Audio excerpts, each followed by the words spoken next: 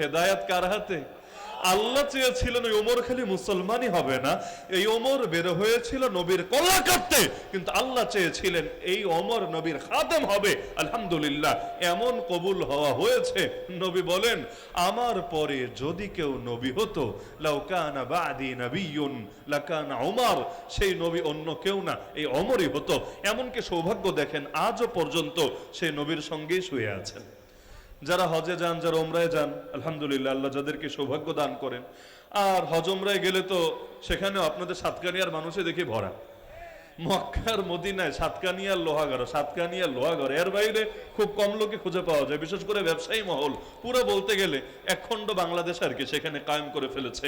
তো আল্লাহ রসুলকে সালাম দিতে গেলে মসজিদে নববীতে আপনি যদি যান, নামাজ আদায় করেন, আল্লাহ রসুলকে সালাম দিতে যান, সেখানেও আল্লাহ রসুল সাল্লাল্লাহু আলাইহি ওয়াসাল্লামের পাশে দুজন শুয়ে আছেন, একজন সিদ্দিক আকবর আবু বকর রাদিয়াল্লাহু আনহু, আরেকজন ওমর ফারুক রাদিয়াল্লাহু আনহু। তো ওমর মুসলমান হওয়ার আগ পর্যন্ত, নিজে মুসলমান হওয়ার আগ পর্যন্ত মুসলমানদের জন্য দিনগুলো ছিল বড় কঠিন। মুসলমানের ঘোষণা দিতে দেরি, মায়ের খেতে দেরি না, জুলুম সইতে দেরি না। ঈমানের পরীক্ষা সবারই দেওয়া লাগে, কিন্তু তখনের হালত ছিল এমন, ঘোষণা দিতে দেরি, পরীক্ষা শুরু হতে দেরি না। পরীক্ষায় কিন্তু সবাই টিকতে পারে না, এটা স্বাভাবিক। আমরা দেখেছি, আমরা বাস্তব সাক্ষী। কারাগারে যারা যেত, কেউ আগের ঈমান নিয়ে ফিরতে পারতো না। মানে কি, হয়তো ঈমান অনেক বেড়ে যেত, অথবা কমে কমে জিরোতে অথবা জিরোর নিচে নেমে আসতো। যেই ঈমান নিয়ে ঢুকেছে হুবহু ওই ঈমানটা নিয়ে বের হয়েছে এমন অন্তত আমি দেখি নাই। আমার 1 বছরের জেল জীবনে আমি অন্তত দেখি নাই। এই 26শে মার্চের পর, ধরবাগরের পর, ওই 5ই মে আমাকে ধরে নিয়ে গিয়েছিল 22 রমজান, তারাবির পরে 22 রমজান। পরের বছর 1লা রমজান জেল গেটে বের হয়ে কাশিমপুরে ইফতার করেছে আলহামদুলিল্লাহ। 10 মিনিটের কথা বলে নিয়েছিল, 10 মাসও পুরো হয় নাই, একদম 1 বছরের কাছাকাছি পুরো হয়েছিল। এর ভেতরে আমি একটা লোকরেও দেখি নাই যে ঈমান নিয়ে ঢুকেছে একই ঈমান নিয়ে বের হয়েছে। কারো ঈমান আগের চাইতে অনেক বেড়ে গেছে, অনেক বেড়েছে। এভাবে জেলে যাওয়ার আগে ভয় থাকে, কি না কি জানি, যাওয়ার পর তো দেখেই ফেলেছি, ও আচ্ছা এই জিনিস। একবার জেল খাটার পর দ্বিতীয়বার জেলের ভয় দেখালে আর ভয় লাগে না। কিসের ভয় দেখাবি রে পাগলা, যেটার ভয় দেখাবি সেটা তো আমরা দেখেই ফেলেছি। এজন্য ভয়কে যারা জয় করতে পারে, পৃথিবীর কোনো শক্তি তাদেরকে দমিয়ে রাখতে পারে না। সবচাইতে বড় ভয়ের নাম হলো মরার ভয়। এর চাইতে আর বড় আছে কি? মরার ভয়, জানে চলে যাবে। আরে মাল গেলে কি, ইজ্জত গেলে কি, ঘর বাড়ি গেলে কি, গাড়ি গেলে কি, কিন্তু জান চলে গেলে তো সবই চলে গেল। কিন্তু যেই জাতি এই জানের ভয়কে পরোয়া করে না, যেই জাতি মৃত্যুকে ভালোবাসতে শেখে, শাহাদাতের প্রেমে হাবুডুবু খেতে শেখে, যেই জাতি জান্নাতি নেয়ামত নিয়ে সবসময় কল্পনা করতে থাকে, এমনকি জান্নাতি হুরের জন্য শাহাদাতের অমীয় সুধা পান করাকেও নিজের জন্য সৌভাগ্যের বিষয় মনে করে, ওই জাতিকে কোন জিনিস দিয়ে দমায় রাখবে? মুসলমান যে অল্প কিছু সংখ্যক হয়ে সারা দুনিয়ার বুকে নিজেদের রাজ কায়েম করতে পেরেছে, এটা এজন্যই পেরেছে কারণ যেই জাতি মৃত্যুর ভয়কে জয় করতে জানে, ওই জাতির সামনে গোটা পৃথিবী মস্তক নত করতে বাধ্য থাকে। আজকে তো ঝামেলাই হয়েছে, এখানে সংখ্যা বেড়েছে, কিন্তু মুসলমানদের ভেতরে আল্লাহর কাছে যাওয়ার ব্যাপারে অনাগ্রহ তৈরি হয়ে গেছে। আল্লাহর কাছে যাব না, মায়ের কাছে যাব, সমস্যা নাই। ঈদের সময় মায়ের কাছে যাওয়ার জন্য কি প্রতিযোগিতা চলে, লঞ্চে, ট্রেনে, বাসে কি পরিমাণ প্রতিযোগিতা করে করে কষ্ট করে মানুষ বাড়ি ফেরে। কেন? কষ্ট হলেও কষ্টের পরে সুখ আছে। মায়ের একটা হাসি দেখার পরে, মায়ের হাতের রান্না খাওয়ার পরে এই কষ্ট আর মনে থাকবে না। কোথায় মা আর কোথায় আল্লাহ, কোথায় মা আর কোথায় আল্লাহ। মুমিন তো চিন্তা করবে, আমার মাঝে আর জান্নাতের মাঝে ব্যবধানই হলো মরণ। যতদিন মরব না ততদিন পর্যন্ত রবের সেই জান্নাতে পৌঁছতেও পারবো না। মরতে দেরি, রব আর আমাকে নেয়ামত দিতে দেরি না। কারণ শহীদের রক্তের প্রথম ফোঁটা মাটিতে গড়িয়ে পড়ার আগেই আল্লাহ তার অতীতের সমস্ত পাপ মাফ করে দেয় এবং আল্লাহ রব্বুল আলামিন তার রূহটাকে নিয়ে জান্নাতের সবুজ পাখির ভেতর ঢুকিয়ে দেয়। এরপর আল্লাহ বলেন, ডানা মেলে মেলে উড়তে থাক আর জান্নাতের নাজ নেয়ামত ভোগ করতে থাক। আরে আমরা আফসোস করি শহীদদেরকে নিয়ে, আফসোস তো করা দরকার নিজেদেরকে নিয়ে। শহীদেরা তারা তো জান্নাতে ডানা মেলে মেলে উড়ে বেড়াচ্ছে, আমি তো জানি না, আপনি তো জানেনই না মরার সময় ঈমানটুকু নিয়ে যেতে পারবো কিনা, সারা জীবন হেদায়েতের উপর থাকতে পারবো কিনা। ভয় তো করা দরকার ছিল আমাদেরকে নিয়ে, আমরা তো ভয় পাচ্ছি তাদেরকে নিয়ে। অথচ শহীদরা তো আসল কামিয়াবি অর্জন করে ফেলেছে। শাহাদাত অর্জন করতে কপাল লাগে, কপাল। কারণ শাহাদাত মানে আল্লাহর কাছে জান বেচবে, আল্লাহ কিনবেন কিনে, এটাই তো বিষয়। দুনিয়াতে সব মাল লোকে কেনে না, পচা জিনিস মাগনা দিলেও নিতে চায় না। এক লোক টমেটো বেচে, এখন যে কোনো কারণে বেচা বিক্রি হয় নাই, পচে গেছে। পচা টমেটো নিয়ে দাঁড়িয়ে আছে, আপনি পাশ দিয়ে যাচ্ছেন, হাতে একটা ব্যাগ, আপনাকে বলছে ভাই দাম দেওয়া লাগবে না, টমেটো নিয়ে যাও। আপনি তাকে দেখছেন একটাও ভালো নাই, খাওয়ার উপযোগী না, গন্ধ।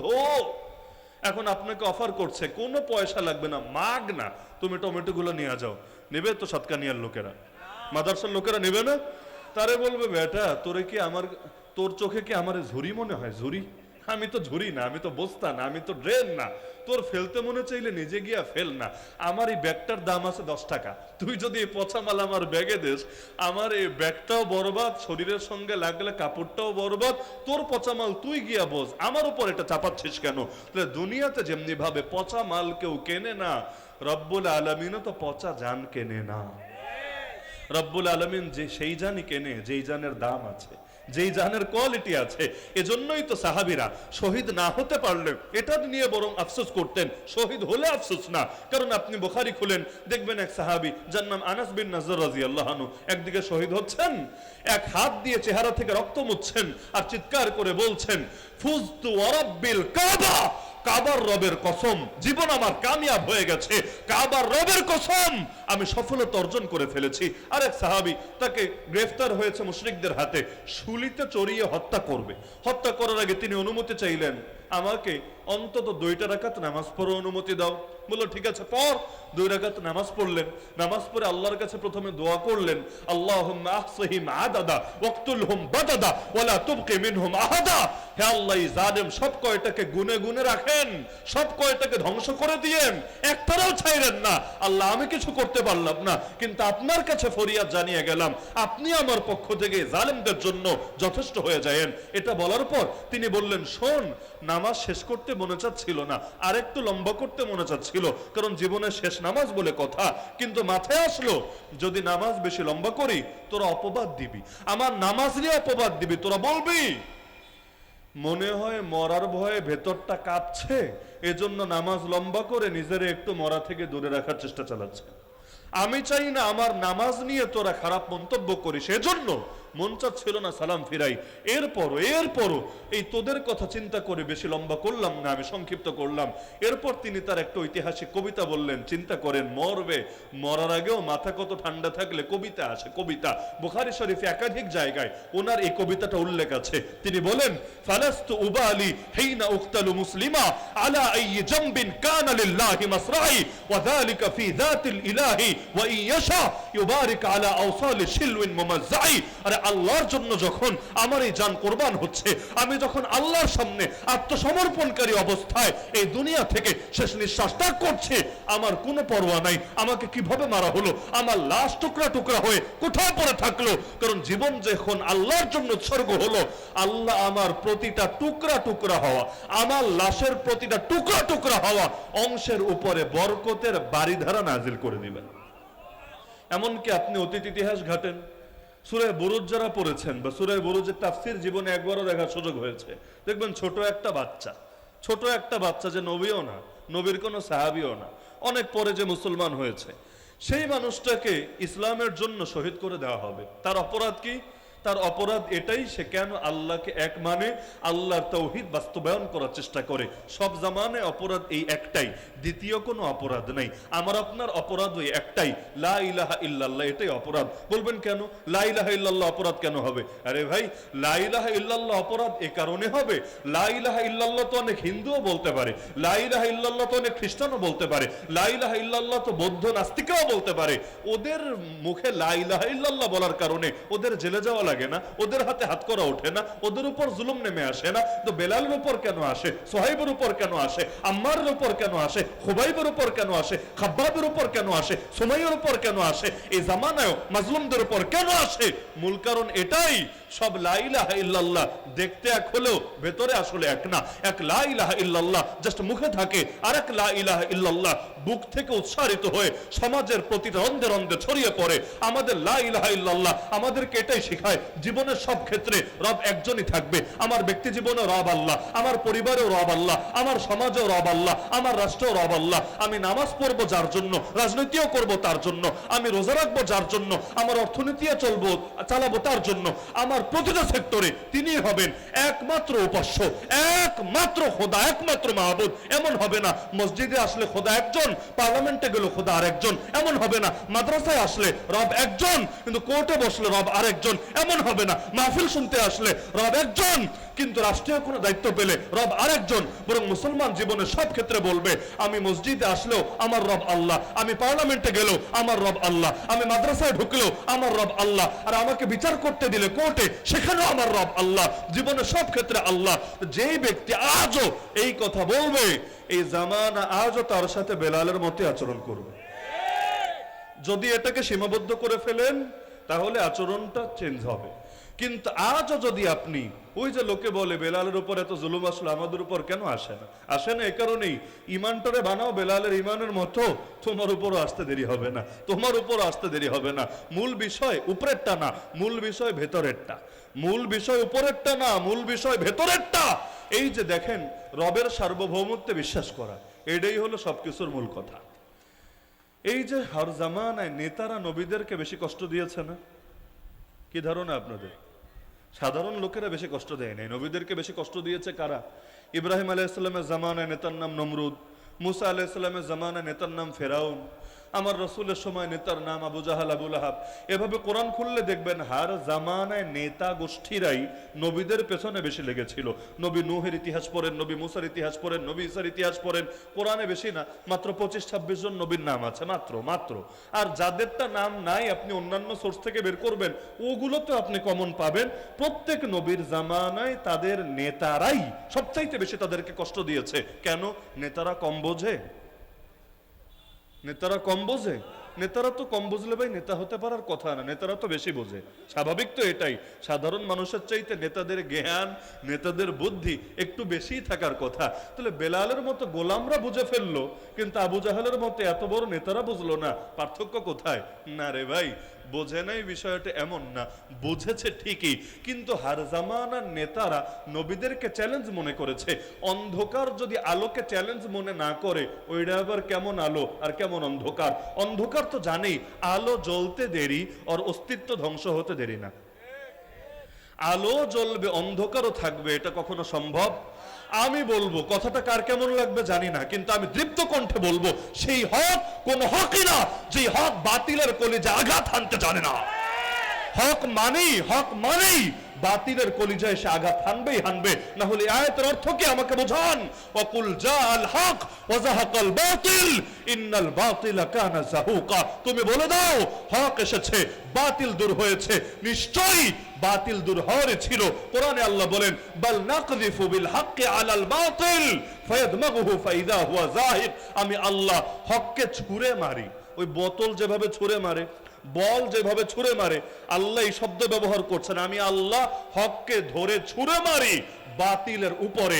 হকের আঘাতে বাতিল ধ্বংস হয়ে যায়, বাতিল লেজ গুটিয়ে পালাতে বাধ্য হয়। তাহলে ওই হক কোন হকই না যে হক বাতিলের কলিজায় আঘাত হানে না। তাহলে এখন নেতাদের সমস্যা কোথায়? সমস্যা হলো এখানে, হার জামানায় নেতারাই হলো অন্ধকারের ধ্বজাধারী। অন্ধকারের নেতৃত্ব দেয় তারা, অন্ধকারটাকে টিকায় রাখে তারা চিন্তা করে নবীদের হকের আলো যদি জ্বলেই যায় আমাদের ভণ্ডামি তো ছুটে যাবে। আপনি চিন্তা করেন, আবু জাহালের যখন শুনলো লা ইলাহা ইল্লাল্লাহ, বোঝে নাই তা না, বুঝেছে, আসলে বুঝেছে, এমনকি মজাও পেয়েছে। আরে আমি আপনি নবীরে চিনেছি কিভাবে বলেন? হুজুরদের মুখে শুনে, বাপ মায়ের মুখে শুনে, বইয়ের পাতায় পড়ে, ঘুরে ফিরে জবাব তো এগুলোই দিবেন, এর বাইরে কি? আর আবু জাহাল নবীকে চিনেছে কিভাবে? ওই বাচ্চা কাল থেকে চোখে দেখে দেখে। আমি বই পড়ে বুঝে ফেললাম, আপনি ওয়াজ শুনে বুঝে ফেললেন, আর আবু জাহাল যুগের পর যুগ চোখের সামনে দেখে কিছু শুনলো না, কিছু বুঝলো না, কিছু তার মাথায় আসলো না। এটা ভাবেন কিভাবে? আমার নবীর এক নজর দেখেও অনেক মানুষ মুসলমান হয় নাই। আমার নবী যখন মক্কা থেকে মদিনায় হিজরত করলেন, ইহুদিদের নেতা আব্দুল্লাহ বিন সালাম, ইহুদিরা তো মুসলমানদের খুব মহব্বত করে, তাই না? ওই যে ইসরায়েল যেমন ইরানরে খুব মহব্বত করে, জান প্রাণ দিয়ে মহব্বত, গাজার মুসলমানদেরকে মহব্বত করে, ওই এদের পূর্বপুরুষিত। ইহুদি হলো মুসলমানদের সবচাইতে বড় দুশমন সূরা মাইদার ঘোষণা অনুসারে। এমনকি গায়রিল মাগদুবি আলাইহিম ওয়ালাদ-দাল্লিন, এই মাগজুব আলাইহিম বলে ডেইলি সূরা ফাতিহা শেষ আয়াতে আমরা ইহুদিদেরকে গজবগ্রস্ত জাতি, আমাদের দুশমন জাতি বলে আমরা উল্লেখ করি। ওই ইহুদিদের নেতা আব্দুল্লাহ বিন সালাম দেখতে এসেছে। কেন দেখতে এসেছে জানেন? মহব্বতে না। একজন লোক একটা এলাকায় গিয়েছে, সবাই তারা দেখতে যাচ্ছে, তখন সবার ভেতর কৌতূহল জাগে না, কি রে এই মানুষটাকে এক নজর দেখে আসি। মনে করেন আজকে যদি এখানে বড় কোনো রাজনৈতিক নেতা আসে, যে কোনো দলের হোক, অনেক মানুষ এমনও যাবে তার কথা শুনতে যারা তার দল করে না। চিন্তা করবে এত বড় নেতা আসলো, সবাই দেখতে যাচ্ছে, দেখি কি বলে। এই যে আজকে যারা ওয়াজ শুনতে এসেছে, সবাই কি আসলে আমাদের সাথে একমত বলে এসেছে? এটা আসলে সম্ভব না, সম্ভব না। কেউ কেউ এসেছে, দেখি তো হুজুরটা কি কয়, হুজুরটা আমাদের পক্ষে বলে না আমাদের বিপক্ষে বলে, কোন অ্যাঙ্গেলে কোন লাইনে কথা হয় আসে, এটা স্বাভাবিক, সব জায়গায় থাকে। তা আব্দুল্লাহ বিন সালাম সে নবীর মহব্বত করে না, সে ইহুদি পণ্ডিত বড় নেতা দেখতে আসলো। আরে এই নবীটা কে? মুসলমানরা তারা দেখতে যাচ্ছে, আমিও যাই দেখতে।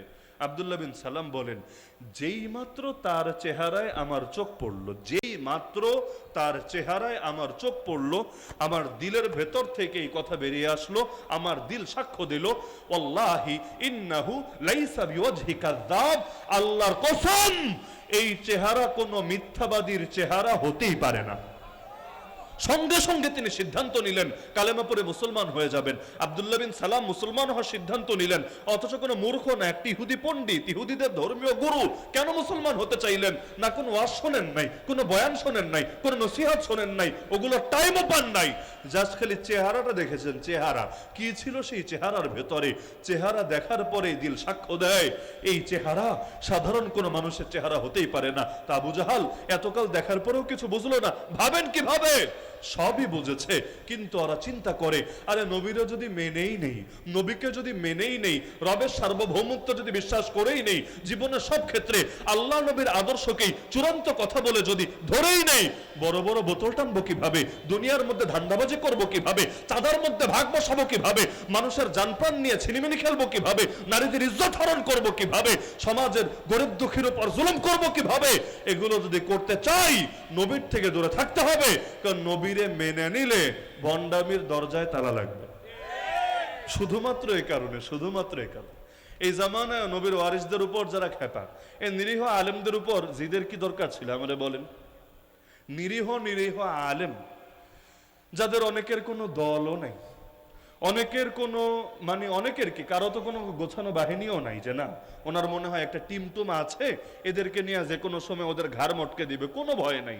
এরকম আলেমদেরকেও নিয়ে জেলে ভরা লাগলো কেন? আপনি চিন্তা করেন, এই অসহায় আলেম তাদের জবানের কথা পর্যন্ত সহ্য করতে পারলো না, অথচ ওরাই বলে, ওই কেউ যদি নবীরে গালি দেয়, ব্লগের মধ্যে খারাপ কিছু লেখে, ওরাই বলে কলমের জবাব কলম দিয়ে দিলেই তো হয়, কলমের জবাব কলম দিয়ে দিলেই তো হয়। তা আমরা তো কথা বলি রে পাগলা, আমাদের কথার জবাব তোরা কথা দিয়ে দিলেই তো হয়, কিন্তু কথার জবাবে জেল কেন, কথার জবাবে ফাঁসি কেন? তাও তো আমরা প্রাণ নিয়ে ফিরে এসেছি, অনেকে তো আমাদের সামনে ফিরেও আসতে পারে নাই, লাশ হয়েছেন, কবরে পৌঁছে গিয়েছেন, অপরাধ আর কিছু না, আল্লাহর জমিনে কোরআনের বাণীগুলো তুলে ধরেছেন। আর সব হুজুরের জেলে যাওয়া লাগে না, কেউ যদি ইসলামের আদর্শগুলো গোপন রাখে তার জেলে যাওয়া লাগবে না, উল্টা তার প্রেসিডেন্ট প্যালেসেও মাঝে মাঝে দাওয়াত আসবে। আর যদি ইসলামকে ওদের মন মতো করে উপস্থাপন করতে পারে, এমন ইসলাম যেই ইসলাম মেনে আল্লাহরেও খুশি রাখা যায়, ইবলিসেরও কষ্ট দেওয়া লাগে না। মন ভাঙার মসজিদ ভাঙা সমান, ইবলিসেরও তো একটা মন আছে, আর যাই হোক ইবলিসের মনে কষ্ট লাগে না, এমন ইসলাম যদি কেউ দিতে পারে ওদেরকে এনে, তার তো আর ভাই দুনিয়ায় কোনো কিছুর অভাব পড়বে না।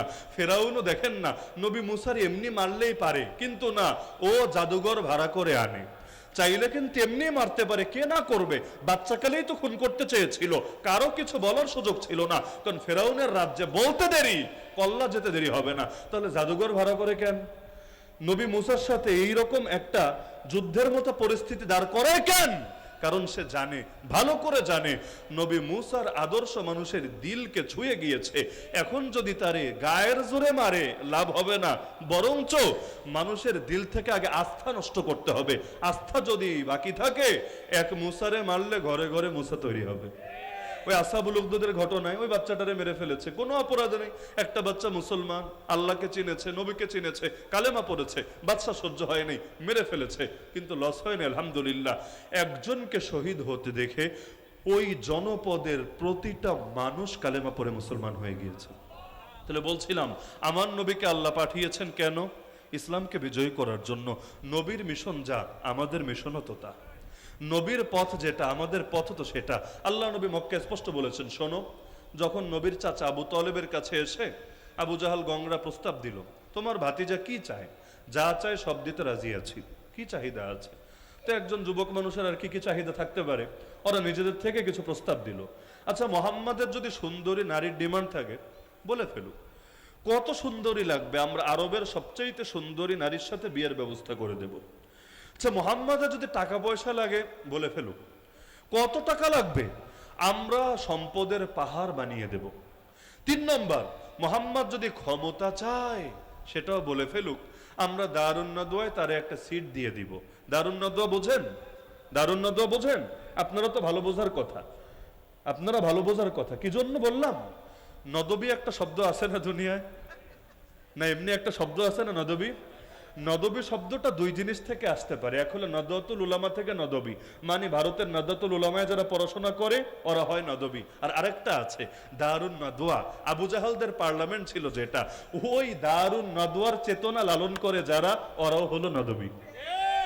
নদবীর 2 ব্যাখ্যাই হয়, এক হলো নদওয়াতুল উলামা থেকে নদবী, আর একটা হলো দারুন নাদওয়া থেকে নদবী। তো দারুন নাদওয়া থেকে শুরু হয়েছে, লোহাগাড়া সাতকানিয়া পর্যন্ত হয়তো পৌঁছে গিয়েছে, আল্লাহ হেফাজত করুক। তো এখন দেখা যাচ্ছে আল্লাহ রাসূল সাল্লাল্লাহু আলাইহি ওয়াসাল্লামকে অফার দেওয়া হলো যে তাকে দারুন নাদওয়া একটা পদ আমরা দিয়ে দেব।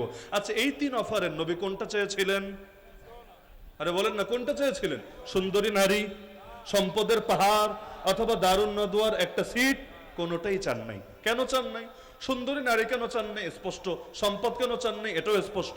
বলতে পারেন ক্ষমতা নিলে কি সমস্যা ছিল? ক্ষমতা নিলে তো সমস্যা নাই, নেতার কথা তো কর্মীরা শোনে। নবী যদি নেতা হয়ে যেতেন তাহলে তার দাওয়াতের রাস্তাও বাধামুক্ত হয়ে যেত, মানুষ আর বাধা দিতে পারতো না, এবং তিনি যেটা কথা বলতেন তার কর্মীরা সহজেই সেটা শুনে নিত।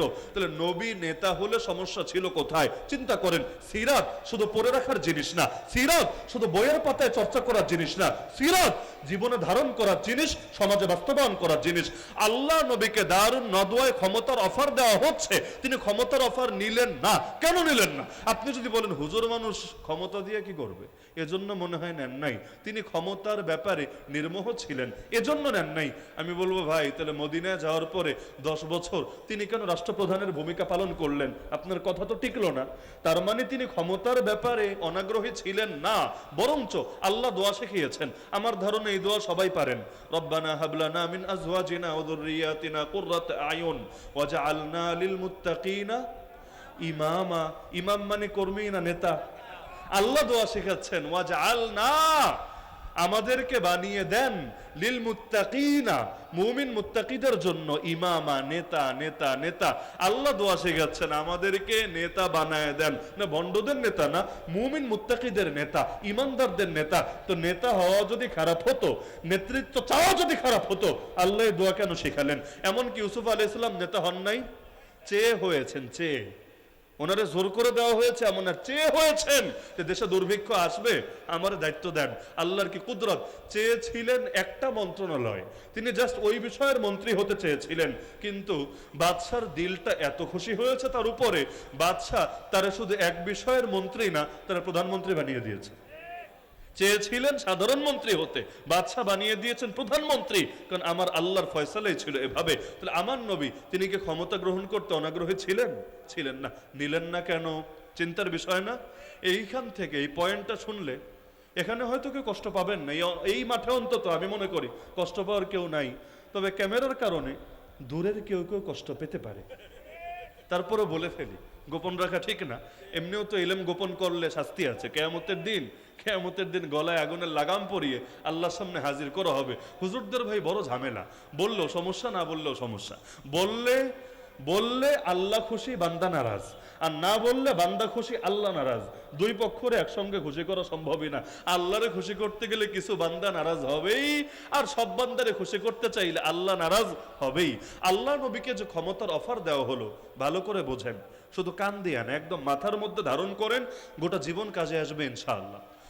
এর অর্থ এটা না যে আবু জাহাল, আবু লাহাব তারা নেতৃত্ব ছেড়ে দিতে চাচ্ছে, যে ভাতিজা তোমার দায়িত্ব দিয়ে আমরা অবসরে যাই, বয়স হয়েছে তো আর কত, আমরা আপাতত অবসরে গিয়ে পাঞ্চি ভাই আর চা খাই, আর তুমি একা তোমার মতো নেতৃত্বগিরি করতে থাকো। মূলত এই অফার নবীকে দেওয়া হয় নাই। মক্কায় একনায়কতন্ত্র ছিল না, এগুলো ফেরাউনের যুগে ছিল, নমরুদের যুগে ছিল, মক্কায় ছিল না। মক্কায় এই আধুনিক পার্লামেন্ট সিস্টেমের মতো কিছুটা ব্যাপার ছিল, মানে সকলে বৈঠকে বসে সিদ্ধান্ত নিত, একক কর্তৃত্ব চলতো না। এজন্য আবু জাহালের কথায় মক্কা চলতো না, এক আবু জাহালের কথায় মক্কা চলতো না। আবু জাহাল চেয়েছিল নবীরে খুন করে ফেলবে। এই একটা রায় বাস্তবায়ন করতে, একটা আইন বাস্তবায়ন করতে কয় বছর লেগেছে জানেন? 13 বছর। 13 বছর।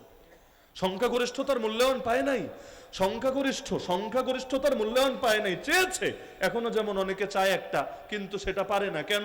কারণ সংসদে তার পাল্লা ভারী না, অন্য পাল্লাটা ভারী, এই কারণে অনেক সময় হয় না।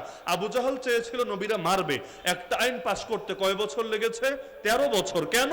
কারণ এক আবু জাহালের কথায় মক্কা চলতো না। তাহলে মক্কা চলতো কিভাবে? বৈঠকে বসতো তারা দারুন না দোয়ায়, ওই দারুন না দোয়ায় গিয়ে সিদ্ধান্ত চাইতো। এই বলতো কি করা যায়? মনে করেন চোর চুরি করেছে, শাস্তি কি দেওয়া যায়? আবু লাহাব তুমি বলো। আবু লাহাবের পরে আসতো উতবা, সাইবা, তোমরা বলো। এভাবে এক একজনের মত নেওয়া হতো। এখন নবীরে যদি একটা সিট দেওয়া হতো, কি হতো? নবীজি দাঁড়ায় বলতেন, আচ্ছা চোরের সাজা কি? আমি আল্লাহর পক্ষ থেকে বলে দিচ্ছি, আস-সারিকু ওয়াস-সারিকা ফাকতাউ আইদিয়াহুমা। চোরের সাজা হলো হাত কেটে দিতে হবে, এটাই তো কোরআনের ফয়সালা। আমার নবী বলে বসে যেতেন। এরপর আবু জাহাল জিজ্ঞেস করতো, আবু লাহাব তুমি বলো চোরের সাজা কি দেওয়া যায়?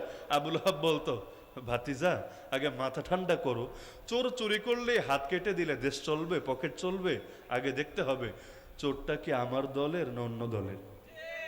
যদি অন্য দলের হয় হাত না প্রয়োজনে কল্লা কাটা দাও, সমস্যা নাই। আর যদি নিজের দলের হয় ওদের যদি কাটা শুরু করো, তাহলে তো চলতে পারবা না এভাবে, দলও চালাতে পারবা না এভাবে। বরঞ্চ তারা আস্তে করে চিপাই নিবা, নিয়ে বলবা, বেডা একা খেলে হবে, ভাগে যোগে খেতে হবে, তুইও খুশি থাক আমরাও খুশি থাকি, আমরা তোরে আইনি সমর্থন দেই আর তুই আমাদের আর্থিক সমর্থন দে, 10 মিলে করি কাজ, হারে যেতে নাহি লাজ। সুতরাং আমাদেরকে 10% দে, তুই 90% খা, অথবা আমাদের 50% দে, তুই 50% খা। আর যদি অন্য দলের হয় তাহলে সাজা দাও। আবু লাহাব বসার পরে উতবা বলতো, না না, দুইটার কোনোটাই চলবে না, 6 মাসের জেল দিয়ে ছেড়ে দাও। কারণ যদি হাত কেটেই দেওয়া হয় জিন্দেগির তোরে মান-ইজ্জত শেষ। এখন মনে করেন কারো যদি হাত কাটা যায়, হাত তো আর টিকটিকির লেজ না, টিকটিকির লেজ তো কয়দিন পর আবার বের হয়। হাত তো আর টিকটিকির লেজ না যে ভেতর থেকে আরেকটা বের হবে। আর হাত তো গোপন রাখার জিনিসও না। মানুষের উরু, মানুষের শরীরের পেট, পিঠ, এগুলো হয়তো গোপন রাখা যায়, হাত তো আর গোপন রাখার জিনিস না।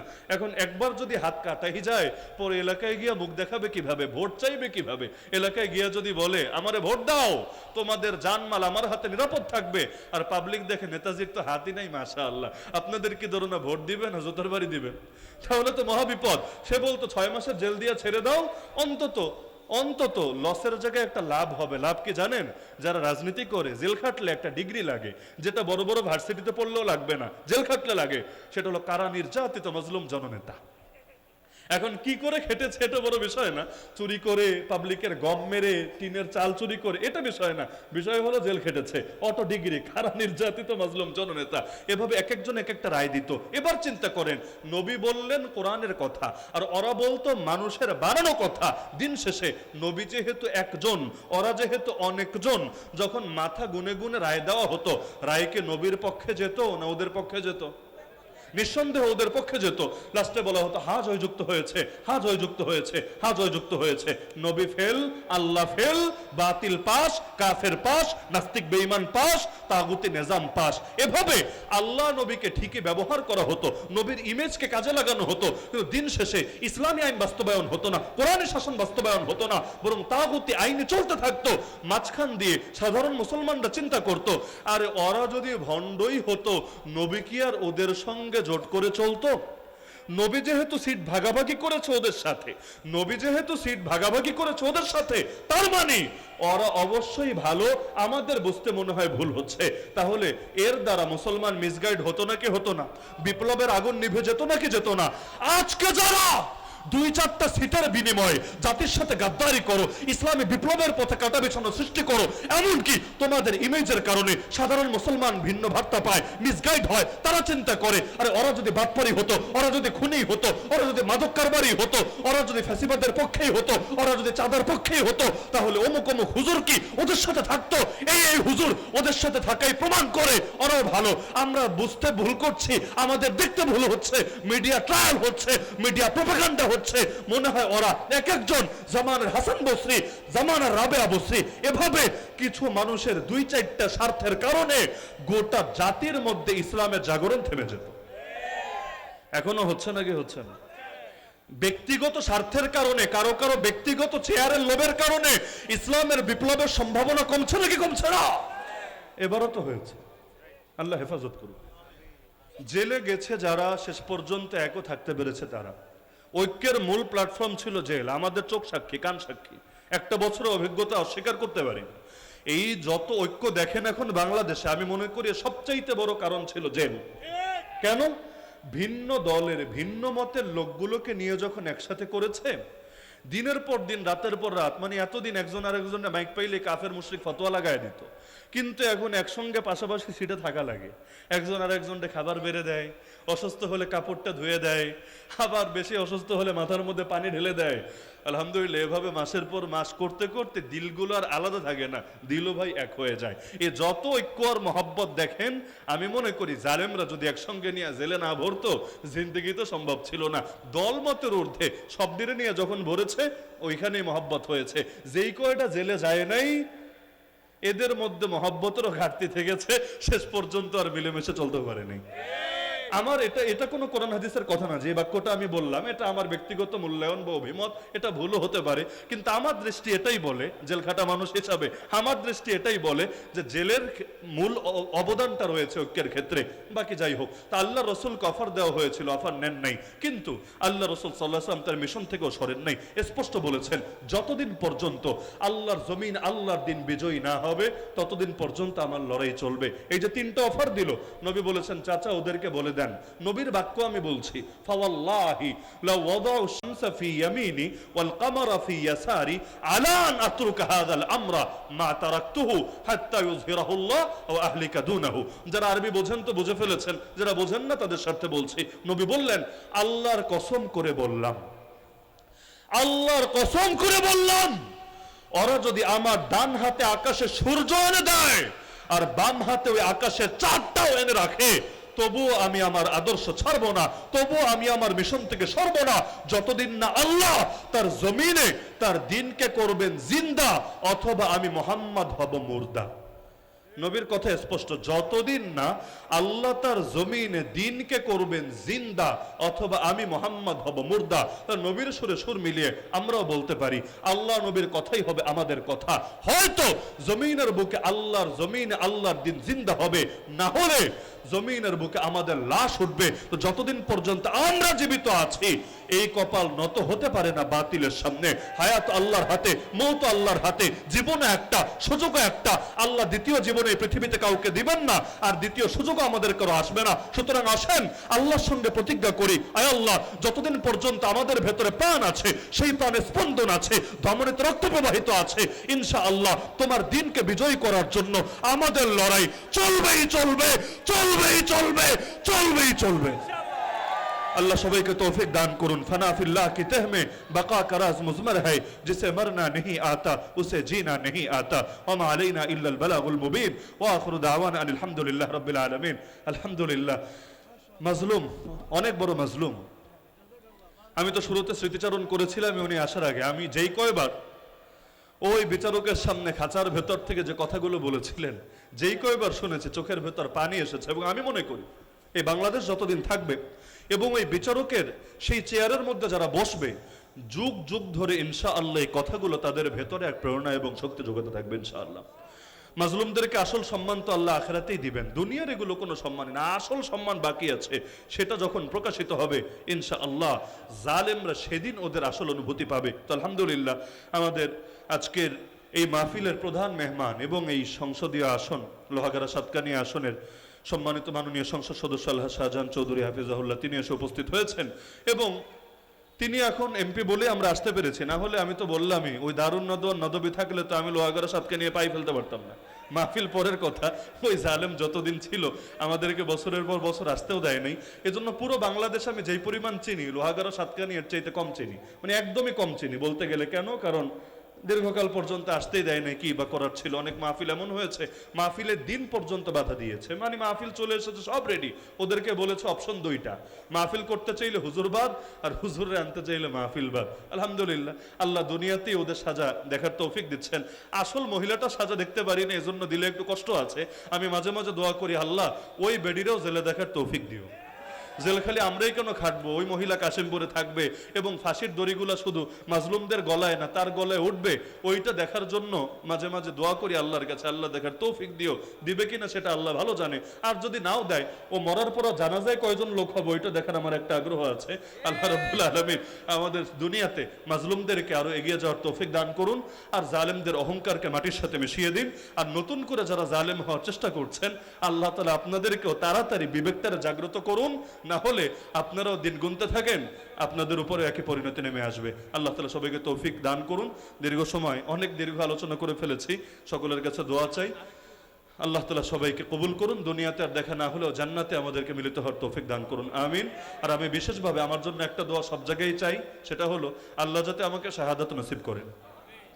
আর আপনাদের মধ্যেও যদি কারো দিলে শাহাদাতের মহব্বত থাকে আল্লাহ তারও শাহাদাত নসিব করেন। শাহাদাত হয় মতলুব ও মকসুদ ও মুমিন, না মালে গনিমত না কিশোর কুশাই। আল্লাহ আমাদের সবাইকে তৌফিক দান করুন, আমিন। ওয়া আখিরু দাওয়ানা আনিল হামদুলিল্লাহি রাব্বিল আলামিন। আলহামদুলিল্লাহ, আলহামদুলিল্লাহ, সুম্মা আলহামদুলিল্লাহ। অসংখ্য ধন্যবাদ